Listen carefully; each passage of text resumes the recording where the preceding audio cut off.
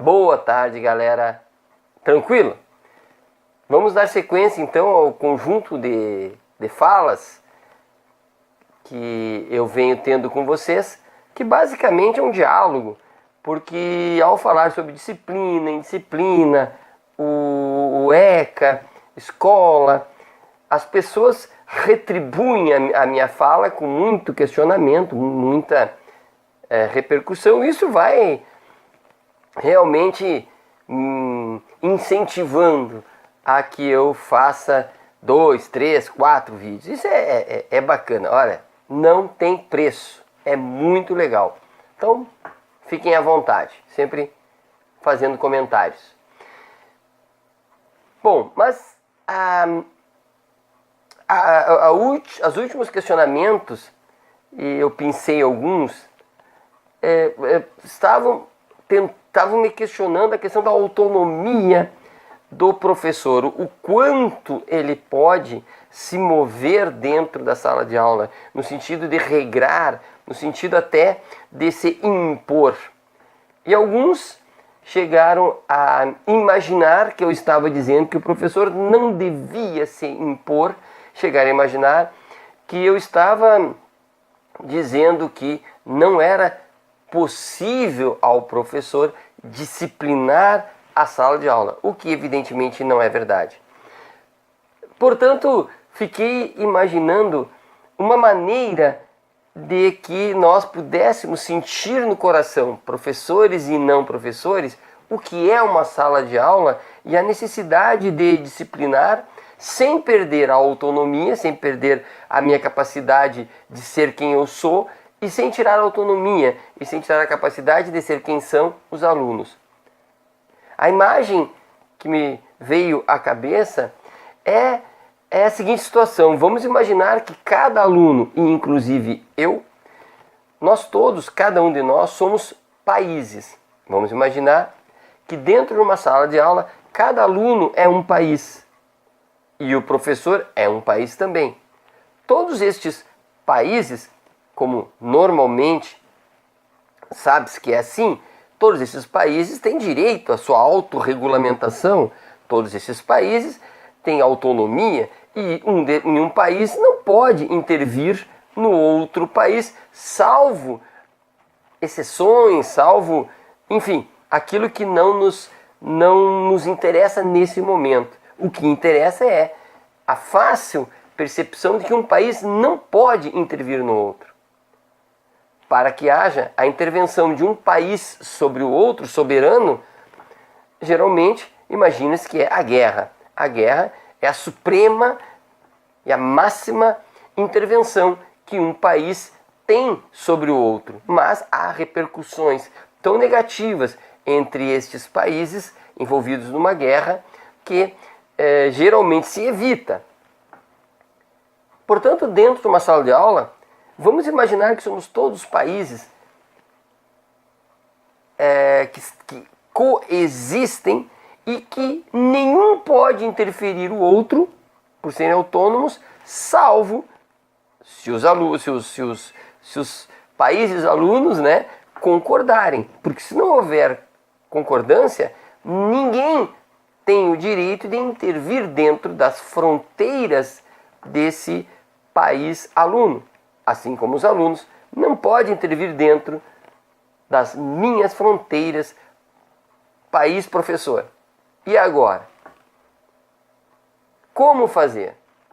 Veja que se eu, país professor, resolver intervir pela guerra, pela violência, em um dos países alunos, um país aluno, este país aluno terá como seus iguais outros países alunos. E eles poderão se juntar numa contraofensiva. E se eu, Estado professor, não estiver preparado para isso, terei uma dificuldade muito grande para disciplinar esses conjuntos esse conjunto de países que eu quero disciplinar. É claro que existem sanções econômicas. Nos países, né, a ONU orienta muitas vezes sanções econômicas. Quando o país não quer seguir as normas internacionais, tem-se as sanções econômicas. Não compra-se. Quer dizer, mexe com o lucro dos países. Ora, o professor pode tentar uma sanção econômica, ele tem a nota na mão. É possível? É possível. Mas também, para cada ação desse professor, haverá uma reação desses outros países que podem não reconhecer sequer esta sanção de nota. E pode haver um conflito cada vez maior e o país professor, que é um só, começa a ter problemas. Como disciplinar-se cada vez mais a um número maior de países autônomos que não me reconhecem? Ora, qual é a alternativa? A alternativa é o diálogo. A alternativa é fazer com que estes países reconheçam que, como são soberanos, se eles, inclusive com o professor, não se auto-organizarem, não havendo uma conjugação de forças, todos saem perdendo. É preciso que se estabeleça regras gerais que consigam, essas regras consigam organizar minimamente estes países para que todos avancem. É preciso, portanto, que descubramos, nós todos, esses alunos, este professor, esses países todos, inclui-se o país professor, o que todos querem? Essa é uma baita pergunta, uma importante pergunta. Nós temos um conjunto de países e o que querem esses países? O que será que eles têm em comum?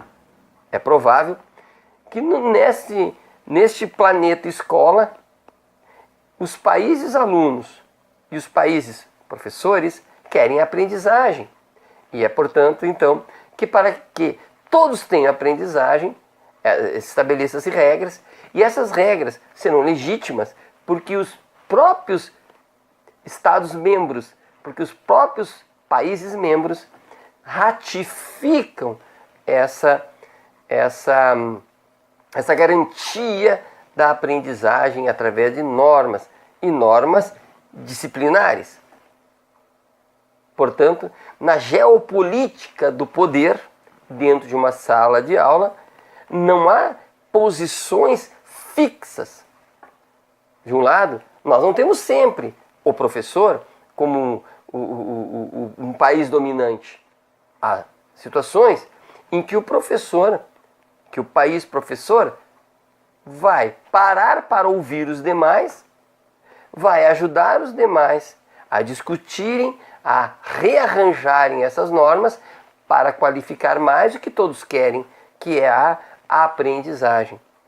Ora, um aluno falante, um país aluno falante, poderá tomar as rédeas da história escolar, toma as rédeas e ele conduz, porque este aluno só poderá conduzir se a sua condução levar a uma aprendizagem, que é o que todos querem.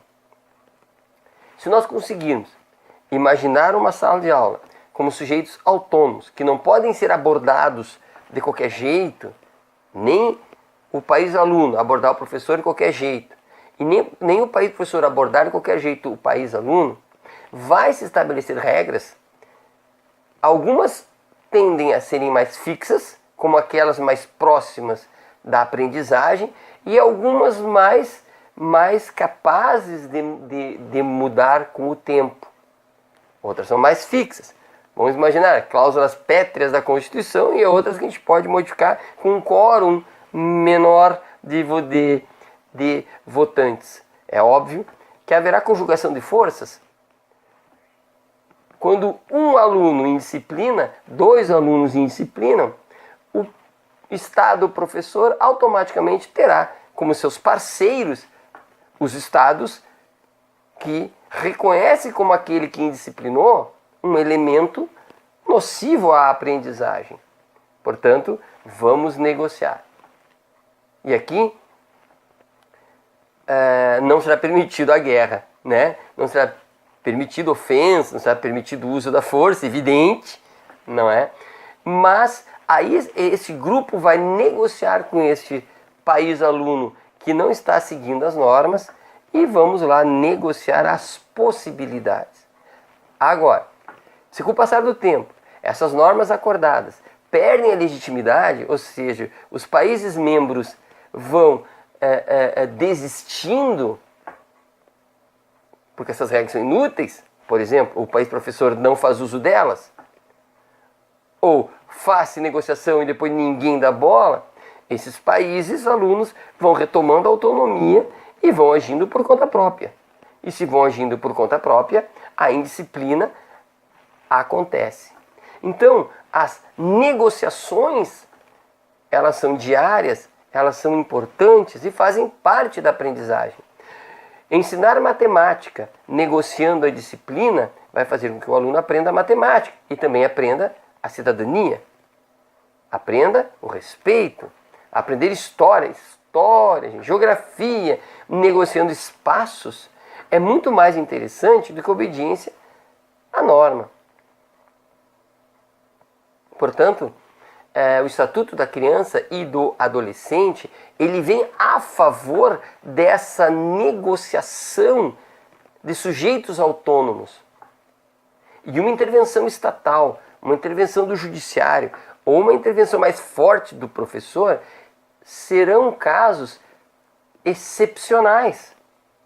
Claro que o excepcional numa sala de aula não é tão excepcional assim, né? Várias vezes o professor precisa intervir de forma muito forte, por exemplo, situação de guerra, né? Um aluno brigando com outro, uma situação, não sei, cada professor vai imaginar a situação em que o professor é chamado a intervir de maneira forte.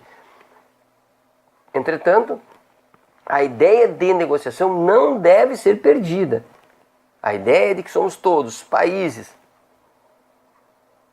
e que não podemos entrar nas fronteiras de qualquer jeito por respeito, por menor que seja o país, por menor que seja o país, por mais frágil que seja o país, nós não podemos entrar num país de qualquer jeito só porque somos maiores, mais poderosos. Nós vamos ter todo um respeito. E isso não me faz ser inferior ao país menor, nem faz o país menor ser superior ao país maior. Simplesmente dignificam os dois países, porque eles simplesmente são autônomos. O adolescente e o adulto são entidades autônomas, que se respeitam e negociam e aprendem juntos.